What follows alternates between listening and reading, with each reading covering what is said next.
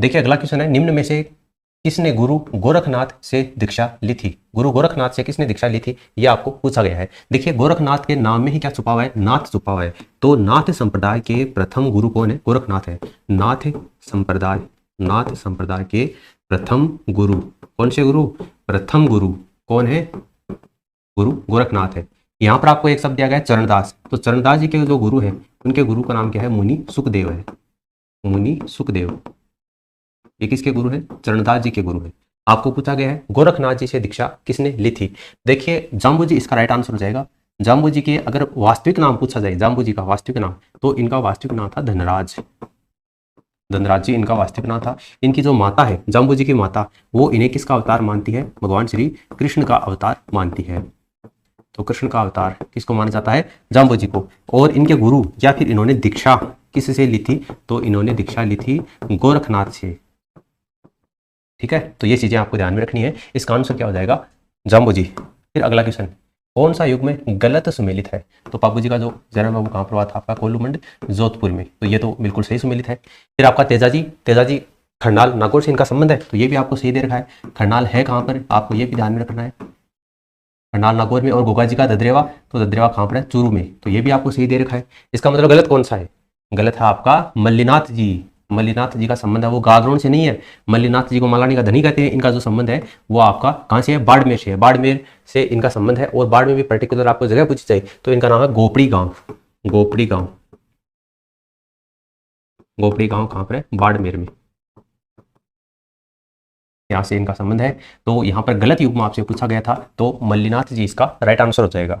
देखिए एक तरफ संत का नाम दे रखा है और उनका जन्म कौन से वर्ष में हुआ है ये आपको बताना है। तो मीराबाई का जन्म 1498 ईस्वी में हुआ है। बिल्कुल सही हुआ है, 1498, या यूँ कहें कि 15वीं सदी के अंत में इनका जन्म हुआ है, क्योंकि मीराबाई जो है वो 16वीं सदी की संत मानी जाती है। तो 15वीं सदी के अंत में यानी कि 1498, और उसके बाद में आपकी 16वीं सदी शुरू हो जाती है। और जो आपके भोजराज हैं वो इनके पति हैं, और उनकी मृत्यु मानी जाती है कि खानवा युद्ध में हुई है। हालांकि उनकी मृत्यु 1523 में ही हो गई थी। खानवा युद्ध तो 1527 में हुआ था, और इनका जो विवाह है वो 1516 में हुआ था। यानी कहते हैं कि इनका जो सुहाग है वो 7 साल का ही माना जाता है। खैर वो एक अलग विषय है। यहाँ पर अपन को जन्म पूछा गया है तो 1498 ईस्वी। और दादू दयाल जी का जन्म है वो 1544 ईस्वी, ये भी सही दे रखा है।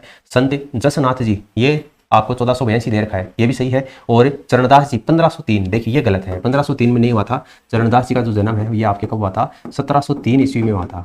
अब बहुत से स्टूडेंट हैं जो सोच रहे होंगे कि इस तरीके का क्वेश्चन एग्जाम में थोड़ी पूछा जाता है, लेकिन देखिए लाइव स्टॉक असिस्टेंट एग्जाम में 2016 में ये क्वेश्चन पूछा जा चुका है। और चरणदास जी का जो जन्म है वो कहाँ पर हुआ था? तो ये डेहरा गाँव में हुआ था। डेहरा गाँव कहाँ पर? अलवर में। अलवर में इनका जन्म हुआ था। और इनके पिता का नाम पूछा जाए, इनके पिता का नाम है मुरलीधर। कौन सा इन्होंने संप्रदाय चलाया था? तो इन्होंने चरणदासी संप्रदाय चलाया था। चरणदास जी ने चरणदासी संप्रदाय चलाया था। इनके शिष्यों की बात करें, इनके कितने शिष्य थे? तो इनके शिष्यों की संख्या थी 52। लेकिन इनके जो उपदेश हैं, इन्होंने कितने उपदेश दिए थे? तो इन्होंने मुख्य रूप से 42 उपदेश दिए थे। कितने? 42 उपदेश दिए थे। और इन 42 उपदेशों की अगर आपसे भाषा पूछी जाए तो वो भाषा है मेवाती भाषा। ठीक है, ये बातें आपको ध्यान में रखनी है। इसके अलावा चरणदास जी हैं ये आपके मिश्रित जो भक्ति परंपरा है उसके संत माने जाते हैं। मिश्रित का मतलब है ये आपके सगुण प्लस निर्गुण, सगुण प्लस निर्गुण दोनों भक्ति भाव है, ये इनके उपदेशों में झलक दिखाई देती है, प्रतीत होता है। तो ये आपके चरणदास जी हो गए। 1503 होकर आपका 1703 होगा। अगले क्वेश्चन में आपको सुमेलित करना है सूची फर्स्ट को सूची सेकंड से, और नीचे दिए गए कूट के आधार पर आपको चयन करके बताना है। यहाँ पर देखिए जाहिर पीर, जाहिर पीर किसको कहते हैं? अपन गोगा जी को कहते हैं। ये तो आपको सोचने की आवश्यकता नहीं है। उसके बाद में रामसा पीर, तो ज्यादा भी नहीं पता तो आपको रामसा पीर के बारे में तो बताइए। रामसा पीर हम किसको कहते हैं? रामदेव जी को कहते हैं, क्योंकि रामदेव जी हैं वो आपके सांप्रदायिक सौहार्द के लोक देवता माने जाते हैं। हिंदू धर्म के लोग हैं वो इनको कृष्ण जी का अवतार मानते हैं, जबकि मुसलमान जो है वो रामसा पीर के नाम से रामदेव जी को पुकारते हैं। तो रामसा पीर आपके रामदेव जी हो गए। उसके बाद में लक्ष्मण का अवतार बाबू जी को कहा जाता है, और शिव का अवतार है ये तेजा जी को माना जाता है। यानी कि जाहिर पीर पहले का तीसरा देखो, इसमें नहीं है, इसमें नहीं है, इन दोनों में से है। उसके बाद में शिव का अवतार तेजा जी, यानी चौथा भी दोनों में दे रखा है।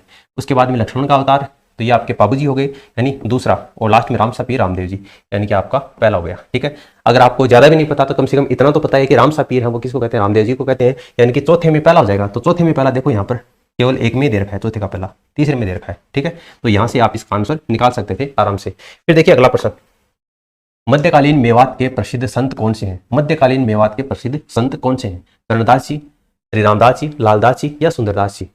आपको मध्यकालीन मेवात का पूछा है। देखिए मेवात की जब भी बात आती है तो मेवात के अंतर्गत मेव जाति, क्योंकि मेवात जो आंदोलन हुआ था वो मेव जाति का आंदोलन था, तो मेव जाति, अब मेव जाति कहाँ पर निवास करती है, ये मुख्य रूप से आपकी अलवर और भरतपुर में, अलवर और भरतपुर में मेव जाति मुख्य रूप से निवास करती है। हालांकि धौलपुर और कुछ हिस्सा आपका करौली का भी इसके अंतर्गत आता है।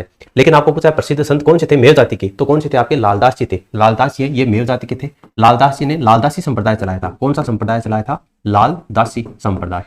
और लालदासी जो संप्रदाय है, लालदासी संप्रदाय की अगर आपको प्रधान पीठ पूछी जाए, प्रधान पीठ पूछी जाए तो पीठ कौन सी आपका, नंगला जहाज भरतपुर। नंगला जहाज कहाँ पर आपका, भरतपुर।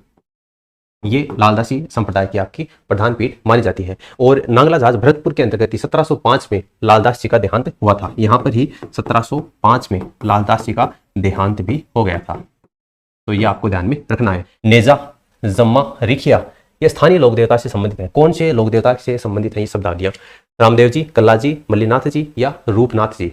रामदेव जी, देखिए इसका आंसर हो जाएगा रामदेव जी की बात करें तो मेघवाल जाति के जो भक्त हैं, मेघवाल जाति के भक्त, मेघवाल जाति के जो भक्त हैं उनको क्या कहते हैं, रिखिया।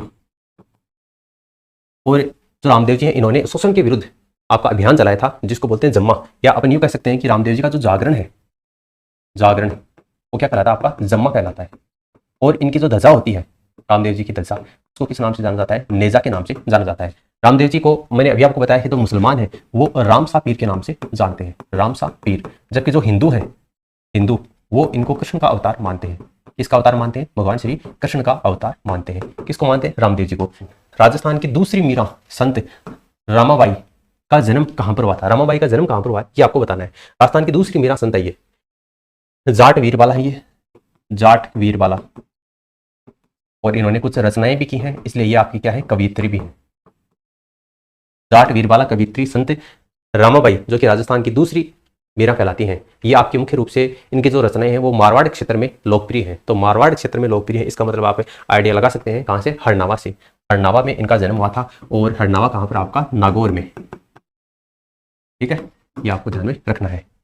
ये देखिए अगला प्रश्न है, वागड़ की मीरा अभी तो आया था राजस्थान की दूसरी मीरा, तो राजस्थान की दूसरी मीरा तो कौन है, रामाबाई है। जबकि वागड़ की मीरा कौन है, वागड़ की मीरा कौन, आपकी गौरीबाई है।